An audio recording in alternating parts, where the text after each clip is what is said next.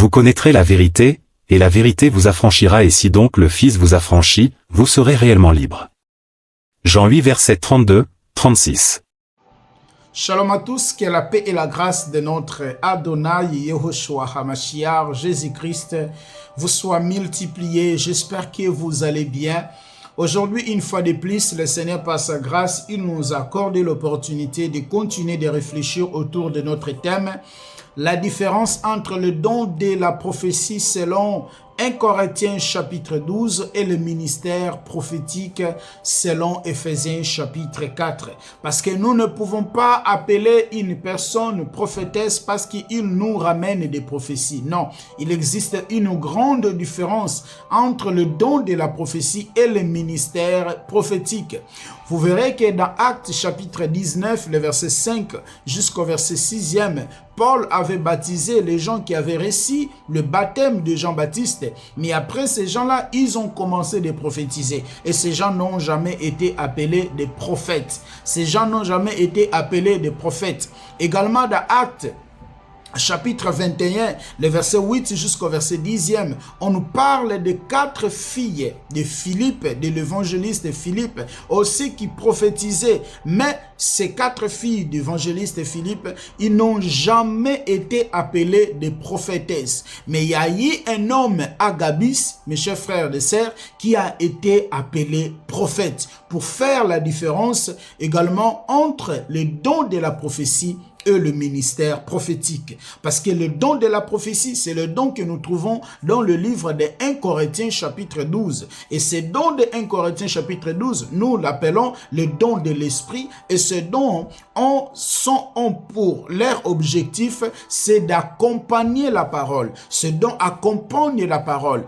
La Bible dit dans Hébreux chapitre 2, le verset 4, Dieu a appuyé les témoignages des apôtres par des miracles et par des prodiges. Or, les miracles, c'est un don, mes chers frères et sœurs, de 1 Corinthiens chapitre 12. Parce que dans 1 Corinthiens chapitre 12, nous avons 9 dons spirituels. Nous avons la parole de connaissance, nous avons la parole de sagesse, nous avons le discernement des esprits, nous avons la diversité des langues, nous avons l'interprétation des langues, nous avons la prophétie, nous avons le don des miracles, le don de la guérison et le don de la foi. Les 9 dons spirituels que nous trouvons, mes chers frères et sœurs, dans 1 Corinthiens chapitre 12. Et ce don de 1 Corinthiens chapitre 12, les dons de la foi, le don de la prophétie, a pour objectif exhorter, édifier, consoler selon 1 Corinthiens chapitre 14, les versets 1er jusqu'au verset 3e.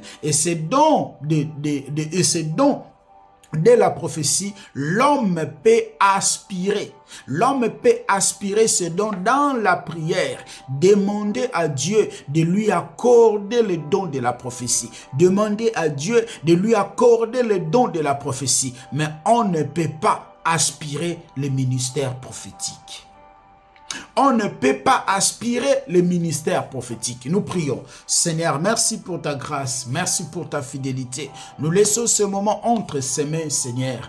Jusque tout ce que nous allons parler, que ce soit pour ta gloire. Béni soit ton nom. Manifeste-toi et nous laissons toutes choses entre tes mains. Seigneur, que ce message puisse trouver de place dans nos cœurs. Et que, Seigneur, je prie que ton esprit, il est écrit dans le dernier temps, dans cette nouvelle alliance, personne enseignera à ses concitoyens, car nous serons tous enseignés par le Saint-Esprit. C'est pour cela que je laisse que ton esprit, Seigneur, puisse nous conduire, ton esprit puisse nous éclairer, afin que, Père de gloire, les écailles qui sont sous nos yeux, Seigneur, que ces écailles tombent pour la gloire de ton nom, parce que tu es notre Père. Au nom puissant de notre Adonai, Yehoshua HaMashiach, nous disons Amen.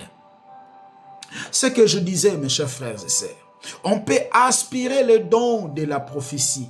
On peut aspirer dans la prière. Vous pouvez prier dans la prière. Dieu, accorde-moi le don de la prophétie. Dieu, accorde-moi le don de la prophétie. Mais on ne peut pas aspirer. On ne peut pas aspirer le ministère prophétique. La Bible dit dans Éphésiens chapitre 4, le verset 10 jusqu'au verset 16e, vous verrez qu'on dit que celui qui est monté Pardon, c'est lui qui est descendu. Qui est descendu? Jean chapitre 3, le verset 13. Jésus va dire à Nicodème, personne est monté au ciel. Si personne est monté au ciel, si ce n'est celui qui descend du ciel, le Fils de l'homme qui est dans les cieux. Qui est monté? Actes chapitre 1er, le verset 9, les apôtres ont vu comment est-ce que Jésus a été enlevé. Il a été monté au ciel. Et celui-là, celui qui est descendu, c'est le même qui a monté. C'est lui qui a fait le don aux hommes. C'est lui qui a fait le don aux humains. C'est lui qui a fait le don aux humains. Il a donné les uns pour être comme apôtre, pour être prophète, pour être évangéliste, pour être docteur, pour être pasteur. On dit c'est pour le perfectionnement des saints. Vous verrez que je nous ai présenté l'objectif du don de la prophétie est totalement différent à celle, mes chers frères et sœurs, du ministère prophétique. Et personne ne peut aspirer. On ne peut pas aspirer devenir prophète. Je vois aujourd'hui les gens qui ouvrent les écoles prophétiques. Je vois aujourd'hui les gens qui ouvrent les écoles prophétiques. Mais je me demande, vous allez ouvrir une école prophétique pour enseigner quoi à ces gens? Et les gens qui seront là, ils vont prendre quoi, mes chers frères et sœurs? La Bible dit dans 2 Pierre chapitre 1er, le verset 21, la prophétie n'a jamais été donnée selon la volonté de l'homme. Maintenant, on va ouvrir l'école prophétique pour vous enseigner quoi? Pour vous enseigner quoi dans cette école prophétique? Pour vous apprendre quoi dans cette école prophétique? Dans dans Hébreux chapitre 5, le verset 4, personne s'approprier de cette dignité s'il n'a pas été appelé. Le Seigneur va dire à Jérémie, j'ai été appelé, j'ai été choisi quand tu étais encore dans le ventre de ta mère. Dans Jérémie chapitre 1er, le verset 5, et dans Jérémie chapitre 1er, le verset 12 jusqu'au verset 13e, Jérémie a écouté de ses oreilles ce que Dieu lui a parlé. Dans Ésaïe chapitre 49, le verset 1er, Ésaïe témoigne que lorsqu'il était encore dans le ventre de sa mère, le Seigneur lui avait choisi, le Seigneur lui avait donné le don, lui avait donné le nom. Et vous verrez aussi Paul va témoigner dans Galates chapitre 1er, le verset 14 jusqu'au verset 15. Il a plu à celui qui m'a mis à part avant le ventre de ma mère de se révéler à moi. Mais vous, on vous ramène dans les écoles prophétiques. On vous ramène dans les écoles prophétiques. On vous enseigne de la sorcellerie. On vous enseigne, frères, les magies. On vous enseigne la magie. Jésus, Jésus, mes chers frères et sœurs, c'est lui qui appelle. C'est lui qui appelle. Et lorsqu'il t'appelle, mes chers frères et sœurs, toi-même, tu dois avoir l'écoute. Toi-même, tu dois avoir l'écoute que cet homme m'a appelé. Cet homme m'a appelé. Ta vie va être influencée. Le ministère qui est à toi, l'esprit qui viendra en toi, la grâce ministérielle qui viendra en toi, va influencer ta vie. Moi, je n'étais pas comme ça. Je me souviens, lorsque c'était en 2019,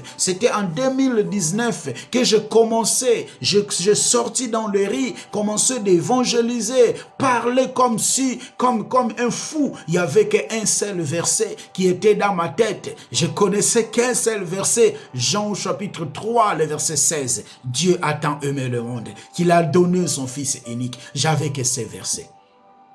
Mais au fur et à mesure que nous avançons, mes chers frères et sœurs, Dieu nous ouvre les opportunités. Il nous fait croiser avec les gens qui doivent nous aider, qui doivent aiguiser notre ministère, frère. Et c'est ce que Dieu va te donner, va influencer ta vie. Va influencer ta vie. Ce n'est pas une école, frère. Ce n'est pas une école prophétique. Donc, on ne peut pas aspirer d'être prophète. On ne peut pas aspirer d'être apôtre. On ne peut pas aspirer d'être évangéliste. On ne peut pas aspirer d'être prophète, d'être docteur. Non, c'est Dieu qui le donne. Mais quand il te donne, tu auras la confirmation. Cela va impacter, va influencer ta vie parce que c'est quelque chose qui est né en toi. Et celui-là, il viendra, le Saint-Esprit viendra, il va te capaciter. Et tu sauras qu'on m'a appelé.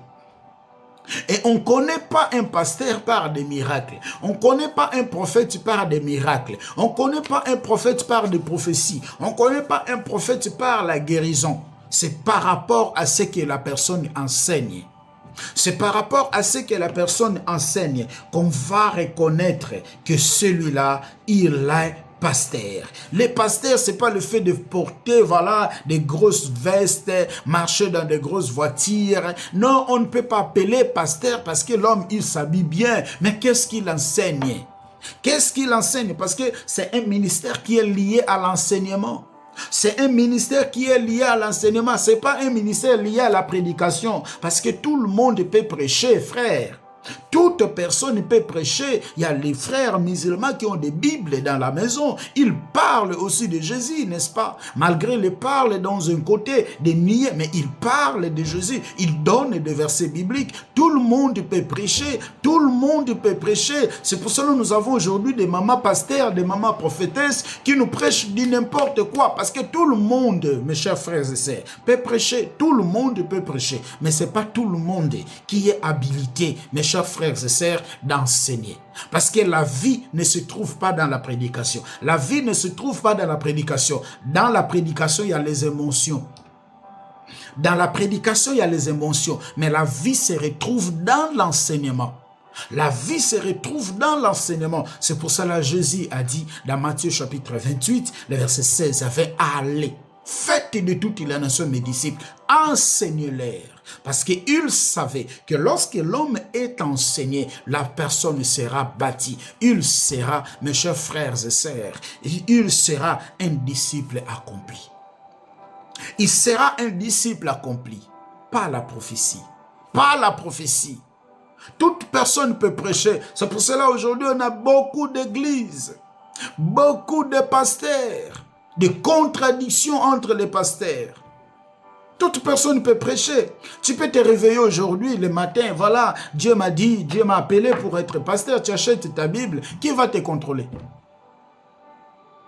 On n'a pas la fiscalisation dans ce domaine. Qui va te contrôler? Personne ne va te contrôler.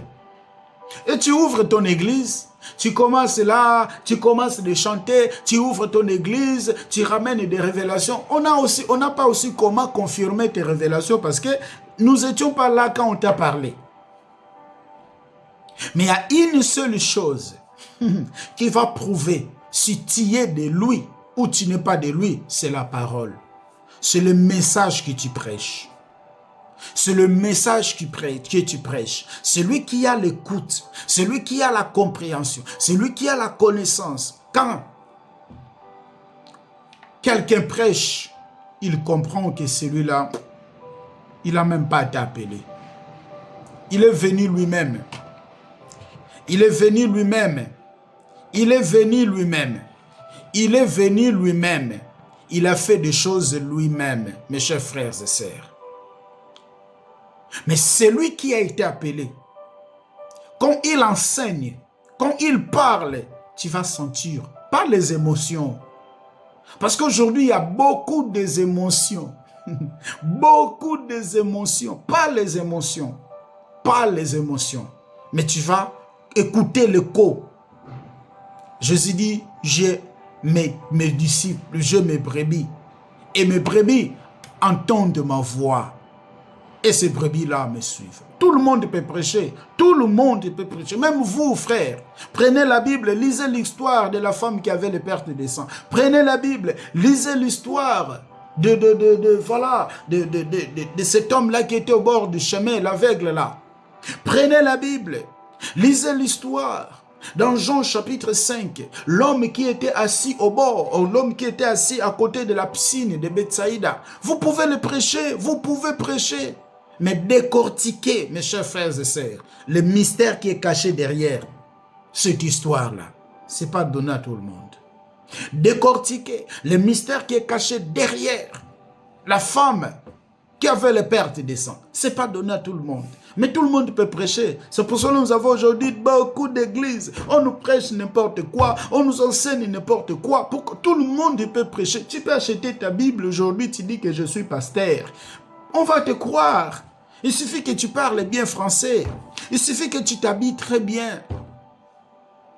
On va te croire, frère. Il suffit que, voilà, tu guéris une personne, tu pries pour une personne qui avait de la fièvre. Voilà, la fièvre est terminée et tu passes dans les réseaux sociaux, faire des témoignages, à payer l'argent aux gens pour faire des témoignages que j'étais ça, c'est lui qui m'a guéri, j'étais ça. L'homme ne guérit pas. Aucun pasteur a le pouvoir de guérir, frère. Moi, je ne guéris pas. C'est Jésus qui guérit. C'est Yehoshua qui guérit. C'est Yehoshua qui guérit. C'est Yehoshua qui guérit. Mais vous, vos pasteurs, qui vous guérit. Moi, je ne guéris pas, frère. Si je prie pour une personne, il voit la main de Dieu, c'est pas moi. C'est pas moi. Moi, j'ai aucun pouvoir de guérir. J'ai aucun pouvoir de faire des miracles. Mais c'est Yehoshua qui est en moi. C'est Jésus qui est en moi et qui guérit les gens. C'est Jésus qui est en moi et qui fait des miracles. Pasteur, il est pareil à toi, frère. Vous êtes les hommes, vous êtes les êtres humains, vous êtes pareils. Mais regarde, frère, ils vont la faire, frère. Ils vont faire des témoignages, des montages de témoignages pour faire quoi? Pour dire qu'il a la puissance. Donc, mes chers frères et sœurs, le don de la prophétie, le ministère prophétique, quand bien même aussi c'est un don, on ne les reçoit pas dans les temps. On n'aspire pas. On va maintenant commencer de parler sur le ministère prophétique. On va commencer de parler sur le ministère prophétique. Qui est un prophète? Qui est un prophète? Qui est un prophète? Je commencerai, mes chers frères et sœurs, dans l'ancienne alliance. Parce que la Bible dit qu'il n'y a rien de nouveau sur cette terre. Tout qui existe aujourd'hui a été déjà. On va retourner un peu dans l'origine. Et pour parler de qui est un prophète.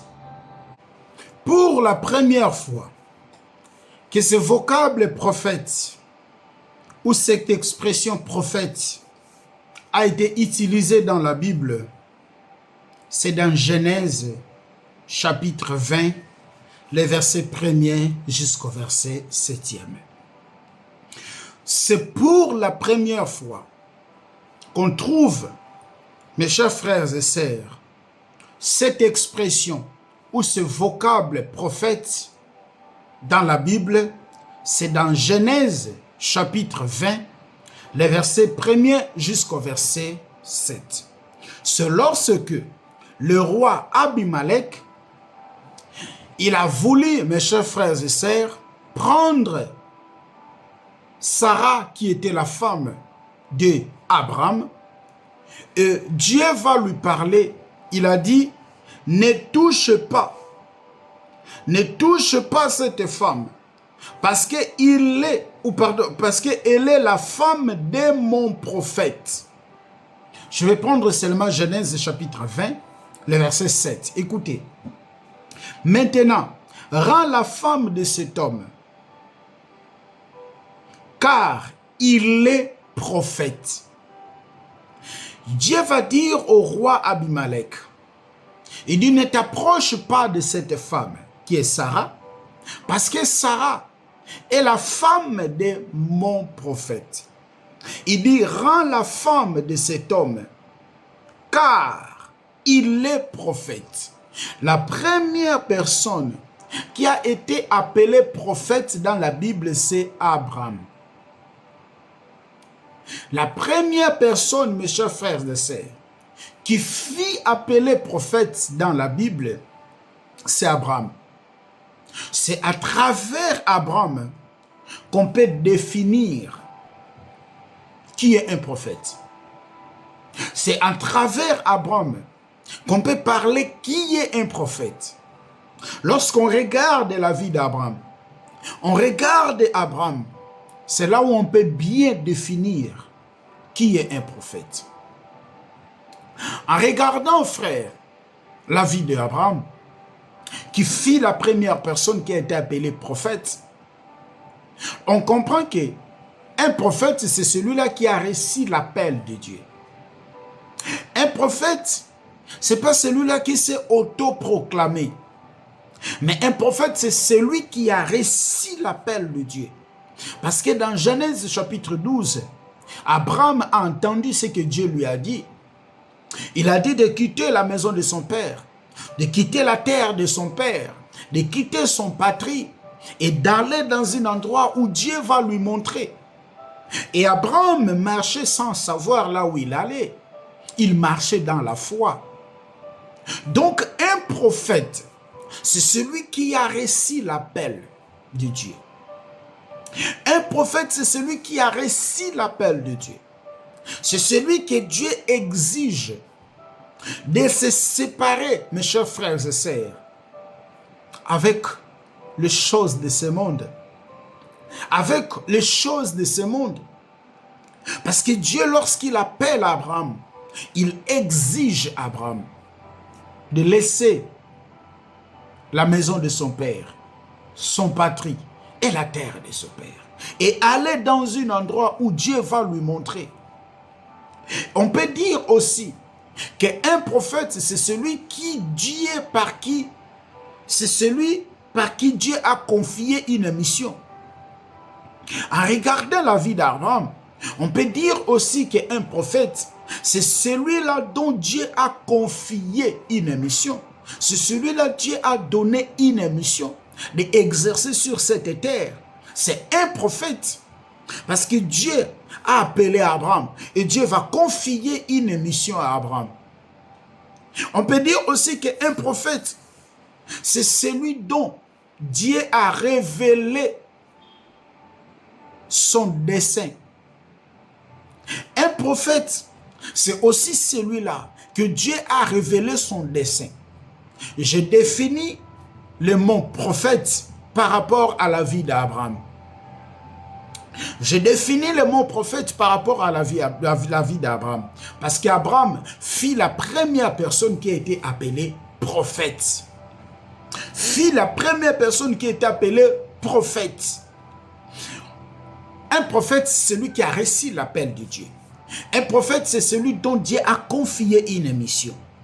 Un prophète, c'est celui dont Dieu a révélé son dessein.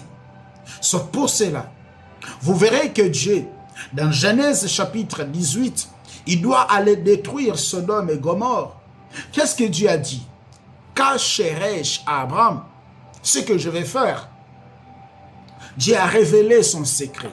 Dieu a révélé. C'est pour cela qu'on dit dans Amos, je crois Amos 3:7, Dieu ne fait rien sans révéler ce secret à ses prophètes, voilà, tout consort là.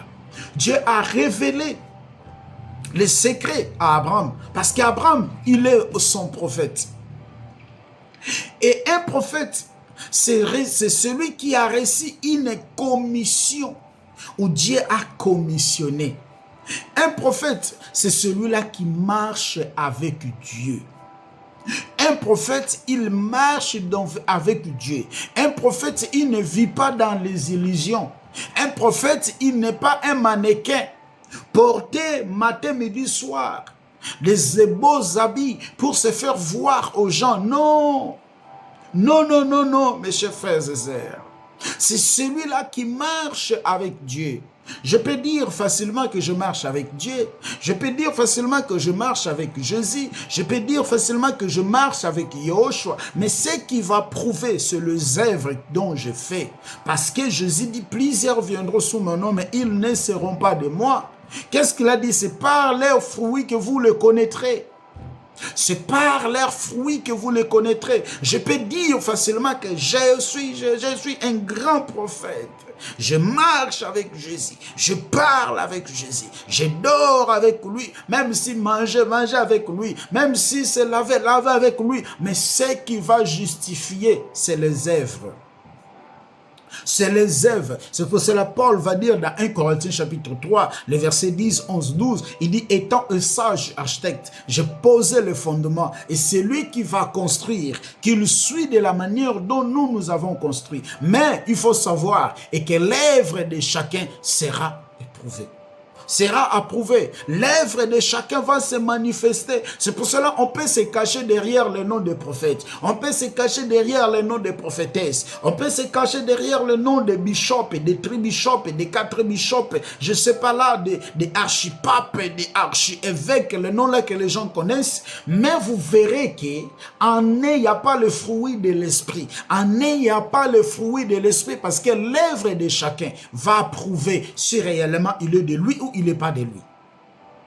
On peut se cacher derrière le nom des prophètes. On peut se cacher derrière le nom des bishops. On peut se cacher, moi j'aime qu'on m'appelle frère. On peut se cacher derrière tous ces noms-là que les gens pensent que ce sont des titres. Mes chers frères et sœurs, mais l'œuvre de chacun va prouver si réellement il est du Seigneur ou il n'est pas. C'est pour cela, un prophète, c'est celui qui marche avec Dieu. Abraham a marché avec Yahweh. Abraham a marché avec Yahweh. Abraham était dans l'obéissance. Abraham était dans l'obéissance. Abraham était dans l'obéissance. C'est ça, mes chers frères et sœurs, un prophète. Un prophète, c'est celui qui fait la volonté de Dieu. Que ça soit difficile ou non, lui, ça ne lui concerne même pas. Mais ce que lui, il fait, c'est justement faire la volonté de Dieu. C'est aussi un prophète. C'est comme ça qu'on peut définir un prophète. C'est comme ça qu'on peut définir un prophète. Mais regardez nos prophètes aujourd'hui. Pour nous aujourd'hui, le prophète, c'est celui qui prophétise. Pour nous aujourd'hui, le prophète, c'est celui qui vend l'huile. Pour nous aujourd'hui, c'est celui qui dit que, voilà, je regarde, je vois ta maison, ta maison voilà, ta maison, il y a une porte rouge, il y a une porte verte. Lorsque vous entrez, il y a les canapés. Mais qu'est-ce qu'on a besoin de ça? On a besoin de ça. C'est lui qui vous ramène les numéros de téléphone. Un numéro de téléphone que tu connais déjà. Tu connaissais déjà le nom de ta grande-mère. Tu connaissais déjà le nom de ton père. Tu connaissais déjà le nom de ton mari. Tu connaissais déjà le nom de tes frères, de tes enfants. Mais quand tu attends ça dans la bouche des prophètes, tu commences à pleurer. Tu pleures quoi? Tu pleures quoi? Tu pleures quoi? Un prophète, je retourne. C'est celui qui a reçu l'appel de Dieu. C'est celui dont Dieu a confié une mission. C'est celui dont Dieu a révélé son secret. C'est celui dont c'est cette personne qui a reçu une commission. C'est celui-là qui marche avec Dieu. C'est celui qui fait la volonté de Dieu. C'est par là, mes chers frères et sœurs, qu'on peut aujourd'hui, que c'est par là qu'on peut définir, mes chers frères et sœurs, un prophète, c'est par rapport à la vie d'Abraham. Nous connaissons, mes chers frères et sœurs, tout ce qui est passé après Abraham. Il y a eu Abraham, après Moïse est venu, Dieu envoie Moïse d'aller libérer les enfants d'Israël conformément à la prophétie ou à la promesse que Dieu a faite à Abraham dans Genèse chapitre 15. Et lorsque Moïse est parti, Moïse a libéré les enfants d'Israël. Et les enfants d'Israël étaient des pèlerins jusqu'à ce qu'ils ont entré dans la terre promise. Et pendant qu'ils étaient dans la terre promise, Dieu aussi, après Moïse, Dieu envoyait des prophètes. Oui, c'était Josué qui les a conduits pour entrer dans la terre promise. Et Dieu ne cessait pas d'envoyer les prophètes. Dieu ne cessait pas d'envoyer les prophètes. Il y avait toujours les prophètes qui venaient. Il y avait toujours les prophètes qui venaient. Maintenant, mes chers frères et sœurs, les prophètes qui venaient dans l'ancienne alliance, ces prophètes ont opéré en 3 temps. Il y a les prophètes qui ont opéré avant que le peuple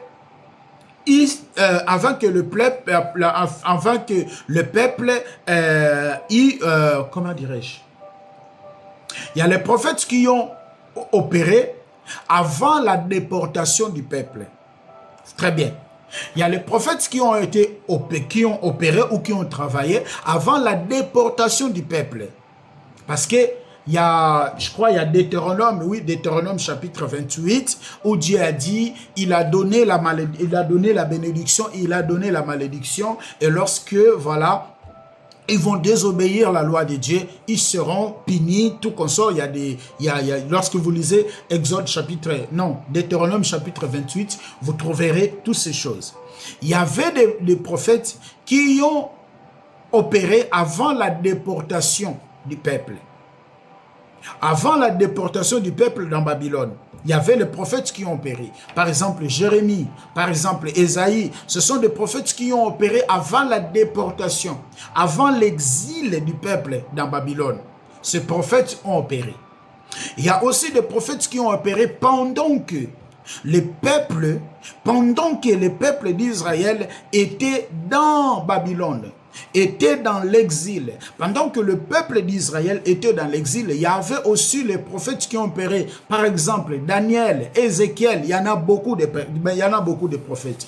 Il y avait aussi, mes chers frères et sœurs, des prophètes qui ont opéré après que le peuple d'Israël sort de Babylone, retourne. Il y avait aussi les prophètes qui ont opéré. Par exemple, on peut prendre l'histoire exemple de Agé, on peut prendre exemple de Zacharie, on peut prendre exemple de Malachie. Tous ces prophètes-là, mes chers frères et sœurs, les prophètes qui ont travaillé avant l'exil du peuple, les prophètes qui ont travaillé pendant que le peuple était dans l'exil, les prophètes qui ont travaillé après l'exil du peuple, ils avaient un seul objectif. Un seul objectif. Quand bien même, mes chers frères et sœurs, il y avait plusieurs révélations. Ils ont ramené plusieurs révélations. Mais quel était leur objectif? Leur objectif, c'était de ramener le peuple à l'obéissance de la loi mosaïque. Leur premier objectif, c'était pas de prophétiser. Il y avait aussi des prophètes qui prophétisaient sur le peuple, où le peuple allait consulter. On va l'en parler. Mais les prophètes qui ont travaillé avant, mes chers frères et sœurs, l'exil, avant que le peuple va dans la déportation ou dans Babylone, à l'occurrence de Jérémie et Ésaïe, les prophètes qui ont opéré pendant que le peuple était dans l'exil, à l'occurrence de Daniel et Ézéchiel, il y en a beaucoup. Les prophètes qui ont opéré aussi après l'exil du peuple Israël, à l'occurrence de Agé, Zacharie, Malachie, ils avaient un seul objectif. Je dis bien, ils avaient un seul objectif, quand bien même ils ont ramené beaucoup de prophéties. Ils ont prophétisé sur la venue de Christ. Ils ont prophétisé sur la nation. Ils ont prophétisé sur Israël dans l'échelle mondiale. Ils ont donné beaucoup de prophéties. Mais leur premier objectif, c'était quoi? C'est de ramener le peuple à l'obéissance de la loi mosaïque. Pourquoi? Parce que dans Exode chapitre Très bien, Exode chapitre 24, le verset 1er jusqu'au verset 8. Lorsque Moïse va descendre de montagne, Moïse va promulguer les lois, auprès du peuple. Et les peuples ont accepté, oui Moïse, nous allons obéir. Et cette loi-là, ou ces paroles-là, ont été scellées par le sang des animaux. C'est pour cela, dans toute la Bible, il n'y a que 2 versets où on nous parle du sang de l'alliance.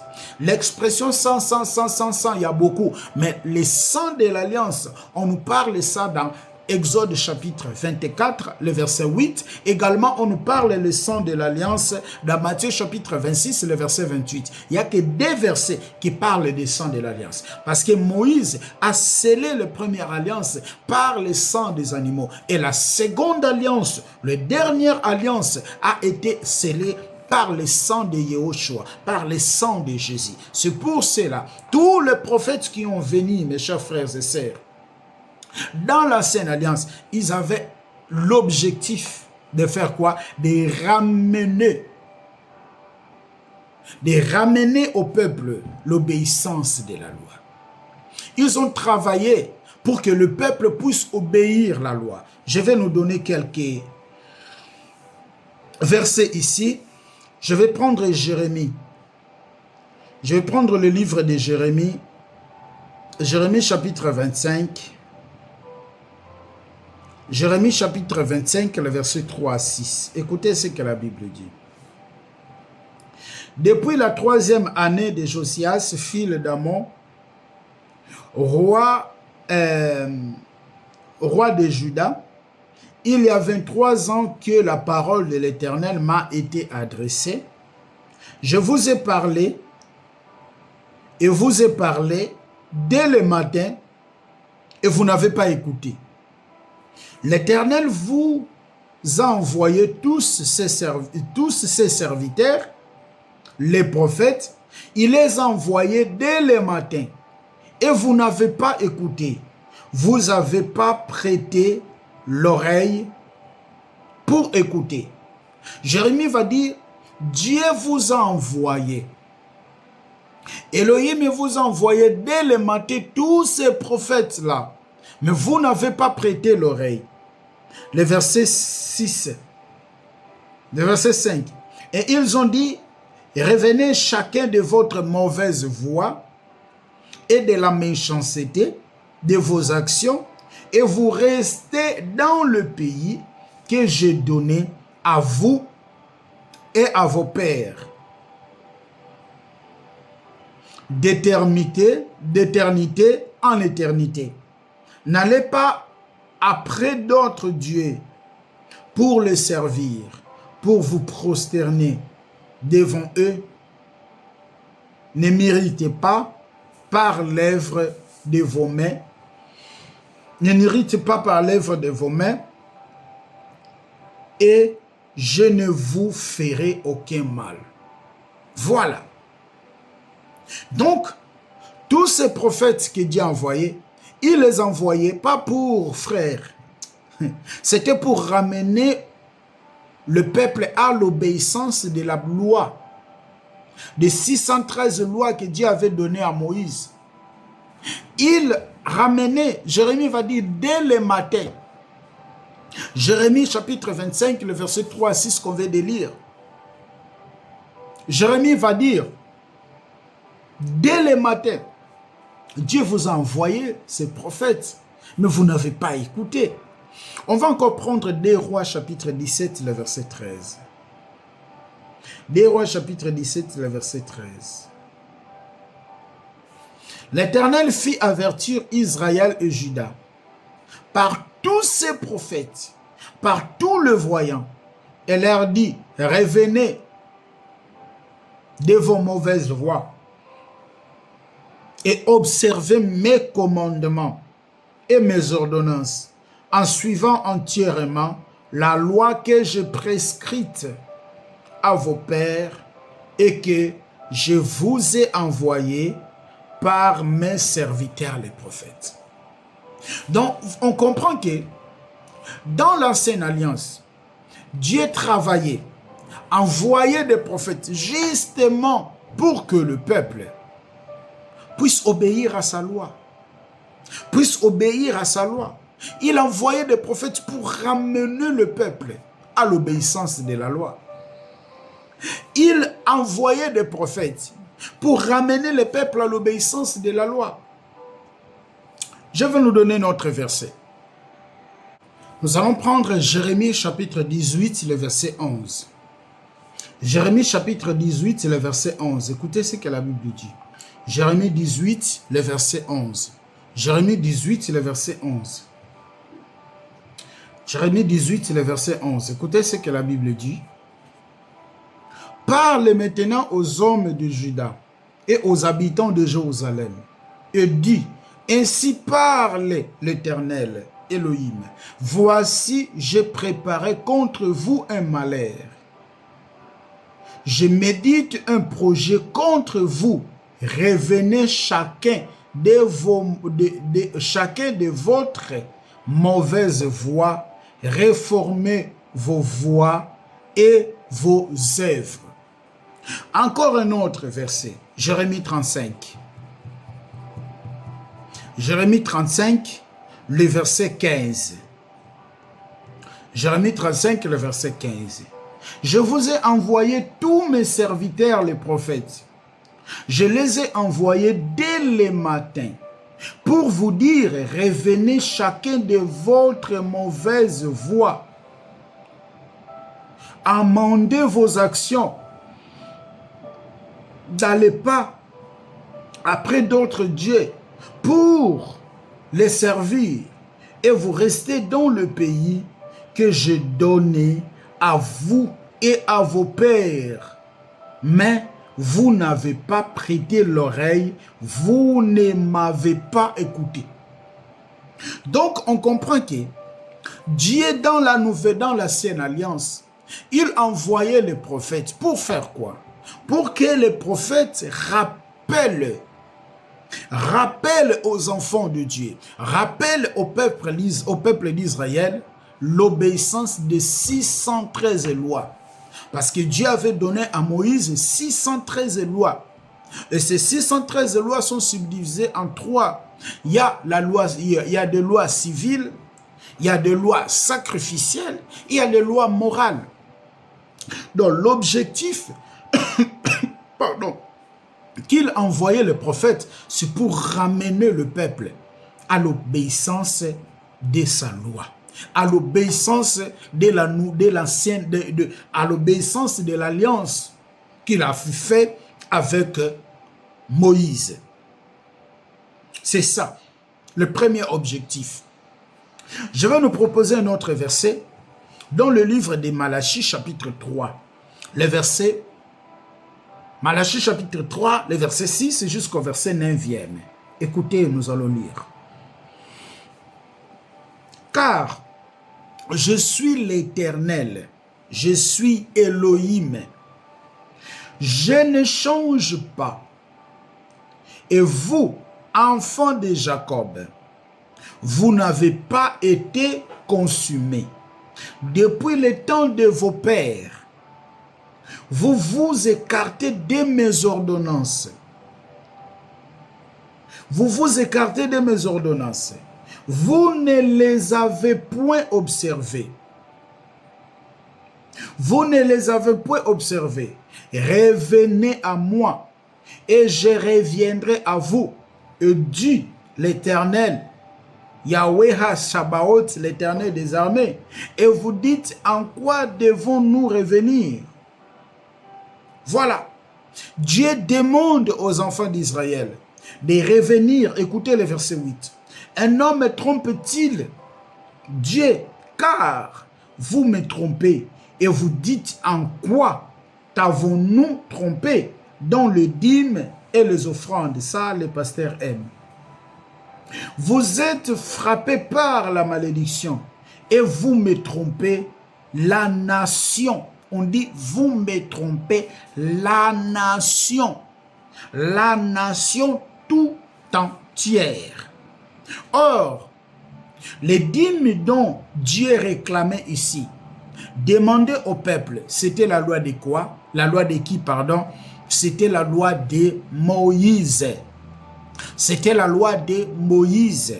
Vous verrez que tous ces prophètes, ils ont travaillé seulement pour ramener le peuple à l'obéissance de la loi, à l'obéissance de loi mosaïque, à l'obéissance des commandements, à l'obéissance des 613 lois, mes chers frères et sœurs. Je nous propose Malachie chapitre 4, les versets 4 à 6. Écoutez ce que la Bible dit. Souvenez-vous de la loi de Moïse. Malachie chapitre 4, les versets 4 à 6. Souvenez-vous de la loi de Moïse, mon serviteur, auquel je prescris en Horeb pour tout Israël, des préceptes et des ordonnances. Voici, je vous enverrai Élie des prophètes avant que le jour de l'Éternel arrive, ce jour grand et redoutable. Ils amenèrent les cœurs des pères à leurs enfants et le cœur des enfants à leurs pères, de peur que je ne vienne frapper le pays, le pays d'interdit. Souvenez-vous à la loi de Moïse. Oui, il y avait une loi. Dieu avait donné une loi. Il envoyait ses prophètes Il a envoyé ses prophètes justement pour ramener le peuple à l'obéissance de la loi. J'espère que je me fais comprendre. Pour ramener le peuple à l'obéissance de la loi. Malgré que le peuple était rebelle, mais Dieu a envoyé pour que le peuple puisse obéir à la loi mosaïque. Aux premières alliances, aux 613 lois, il a envoyé pour que le peuple, mes chers frères et sœurs, honore cette loi. Écoutez ce que la Bible dit dans Matthieu chapitre 22, le verset 1 à 4. Matthieu 22, le verset 1 à 4. Jésus prenant la parabole, leur parla de nouveau en parabole et il dit, « Royaume des cieux est semblable à un roi qui fit des noces pour son fils et envoya ses serviteurs appeler ceux qui étaient invités aux noces, mais ils ne voulurent pas. Et il envoya encore, Jésus va parler sur le parabole des noces. Il dit comme un roi, il a envoyé ses serviteurs. Oh, qui fit le premier serviteur que tu as envoyé, frère? Les premiers prophètes, le premier serviteur que tu as envoyé, c'est tous ces prophètes de l'ancienne alliance.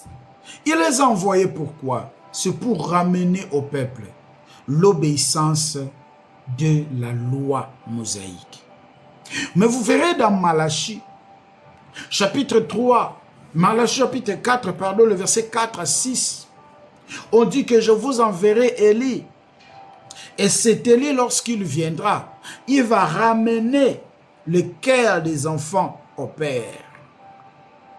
Et vous savez qu'aujourd'hui, ce verset a été approprié par beaucoup de gens. Où beaucoup de gens disent que ce Élie-là, c'est Marion William Branham. Où beaucoup de gens disent qu'il y a aussi un prophète, je ne sais pas si vous le connaissez, il s'appelle David Ower. Il est à Kenya. Il est au Kenya, pardon. Il est au Kenya. Lui aussi, il réclame de ces versets de Malachie chapitre 4, le verset 4 à 6. Lui aussi, il dit que c'est lui, Élie, qui doit venir. Il y a beaucoup de gens, frères, qui s'approprient de ces versets pour dire que ce sont des Élie. Pour dire que ce sont des Élie qui doivent venir. Mais qu'est-ce nous dit la Bible? Qu'est-ce nous dit la Bible? Vous allez prendre, frère, je vais nous proposer quelques versets pour comprendre aussi ça, c'est important parce que nous sommes en train de parler sur voilà la différence entre le don de la prophétie et le ministère prophétique. Lorsque vous prenez Matthieu chapitre 3, le verset 4, écoutez. Jean avait un vêtement de poil de chameau et une ceinture de cuir autour des reins et il nourrissait de sauterelles. Il nourrissait des sauterelles et le miel. Ici, c'est Jean. On va prendre maintenant Marc, chapitre 1er, le verset 6. Marc, chapitre 1er, le verset 6. On répète encore. Et que Jean avait un vêtement de poil, de chameau, et une ceinture de cuir autour des reins, et il se nourrissait de sauterelles et du miel. Maintenant, la question qu'on doit se poser, qui avait cette nature? La nature de porter, mes chers frères et sœurs, la nature là, de porter le poil de chameau. La nature là était la nature de qui? Parce qu'on nous dit ici que Jean, on nous dit ici dans Marc chapitre 1er, pardon, juste dans Marc chapitre 1er, dans Marc chapitre 1er, le verset 16, et le verset 6, Marc chapitre 1er, le verset 6, on dit que Jean avait un vêtement de poil de chameau. On va maintenant regarder qui avait le vêtement de poil de chameau. On va prendre des rois, oui, des rois. On va prendre des rois. Des rois chapitre 1er, le verset 7. Écoutez ce que la Bible dit.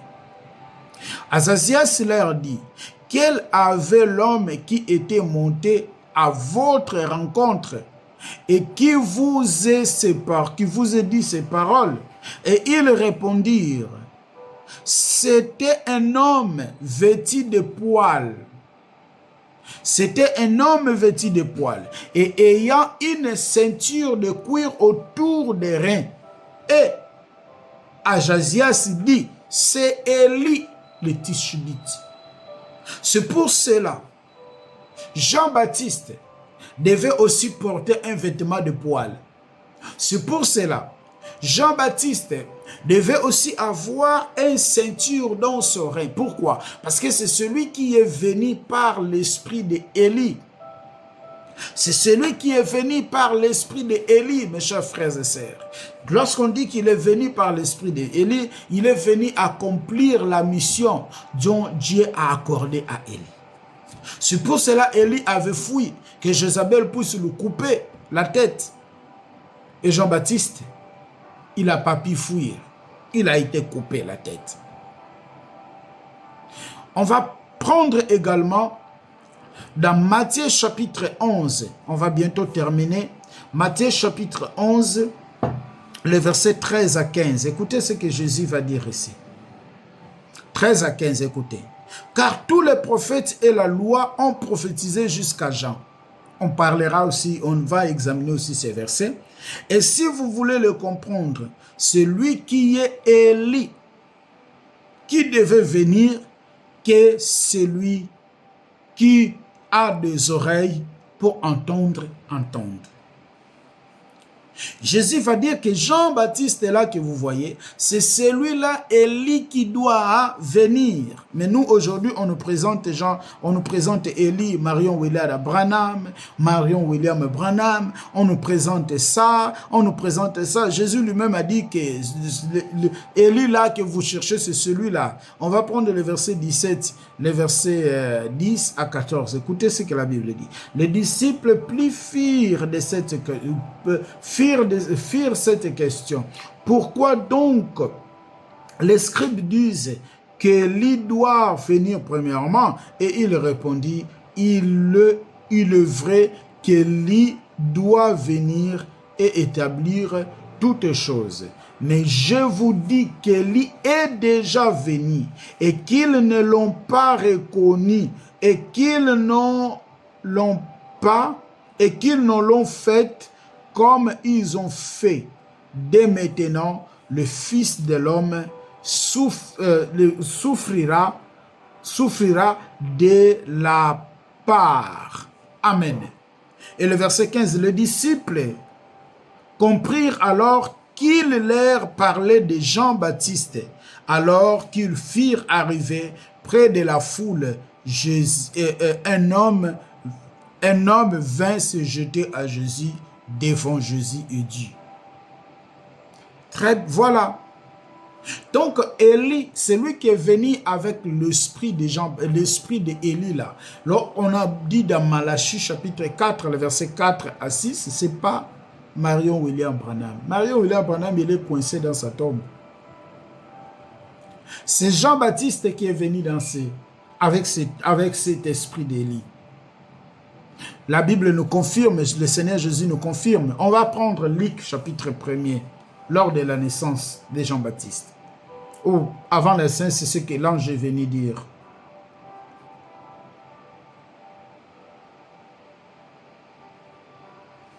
Car il sera grand devant le Seigneur, et il ne boira ni vin ni liqueur en vrai, et il sera rempli de l'Esprit, de Saint-Esprit, rempli de Saint-Esprit, dès le sein de sa mère. Et il amènera plusieurs fils d'Israël au Seigneur, leur Dieu. Et il marchera devant Dieu avec l'esprit et la puissance de lui. Voilà. C'est Jean-Baptiste, c'est pas Marion William Branham. Pour ramener le cœur de père vers les enfants et les rebelles à la sagesse de justice, afin de préparer au Seigneur un peuple bien disposé. Amen.